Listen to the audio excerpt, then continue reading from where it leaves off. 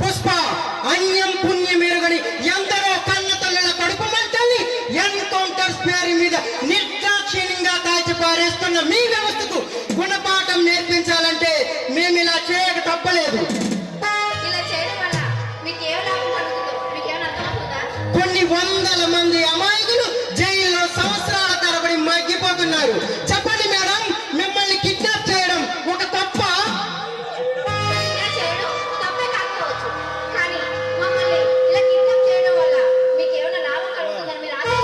Comrade Bhaskar ని మీ పోలీసులు నిర్దాక్షిణ్యంగా కాల్చి చంపారు. అతను చేసిన తప్పేంటి? మా పేర్లు వివరాలు చెప్పకపోవడమేనా అతను చేసిన నేరం? ఆ నేరానికి శిక్ష ఓ నిండు ప్రాణాన్ని రివాల్వర్ తో కాల్చి చంపడమే అయితే మేము మిమ్మల్ని ఏం చేయాలో ఒక్కసారి ఆలోచించండి.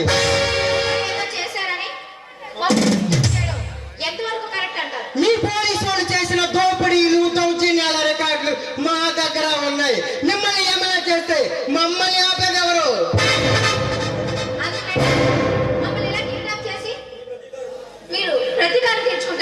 లేదు, జైల్లో ఉన్న మా అనుచరుల్ని వెంటనే విడుదల చేయాలి.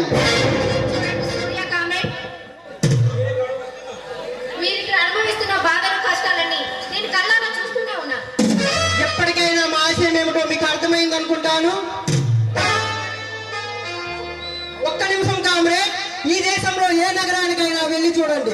ఒకవైపు ఆకాశాన్ని అంటే భవనాలు, మరోవైపు గుడిసె కూడా లేని దౌర్భాగ్యులు.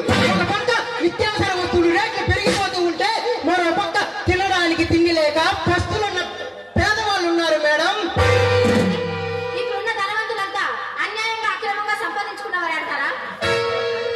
మిస్ పుష్ప, ఈ దేశంలో గుండు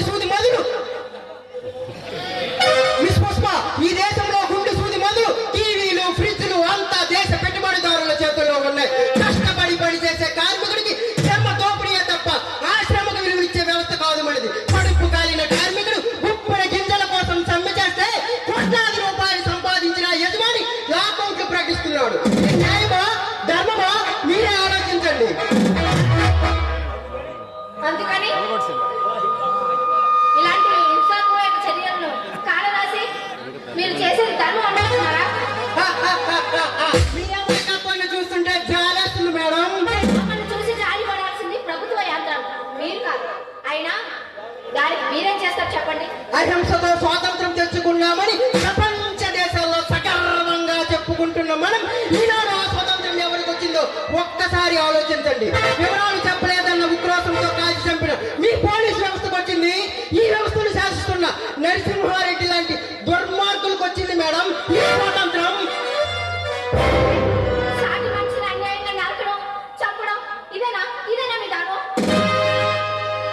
ఈ దోపిడీదారుని శిక్షించేంత ధైర్యం మీ పోలీసు వ్యవస్థకు లేదు. మిమ్మల్ని తీసుకెళ్లి ఇప్పుడే వదిలేస్తా. మీరేమి తెలుసుకున్నారో మాకు అదే చాలు. మీలాంటి మంచి మనసులున్న యువకులందరూ జనాలలోకి వస్తే దేశం బాగుపడుతుందని నా ఉద్దేశం. ఇందులో అనేదేమీ లేదు మేడం. మా జీవితాలు అడవిలోనే పుట్టి అడవిలోనే ముగిసిపోతాయి. సూర్య, మీలాంటి మంచి ఆశయాలున్న యువకుడు రావాలని నేను ఆశిస్తున్నాను. ఆ టైం దగ్గరకు వచ్చి ఈ దోపిడీ వ్యవస్థను శాసిస్తున్న రౌడీ న్యాయాలను అంతం చేయడానికి ఛత్రపతి అనే వీరుడు వస్తున్నాడు. అతని రాకతో మంచి రోజులు వస్తాయని భావిస్తున్నాను. రావాలనే కోరుకుంటున్నాను. సూర్య, ఈ పేరు నేను విన్నాను, కానీ అతన్ని నేను ఎప్పుడు చూడలేదు. చూడు సూర్య, ఇప్పుడు దాకా నీతో కలిసి ఉన్న సమయం నాకు చాలా అమూల్యమైనది.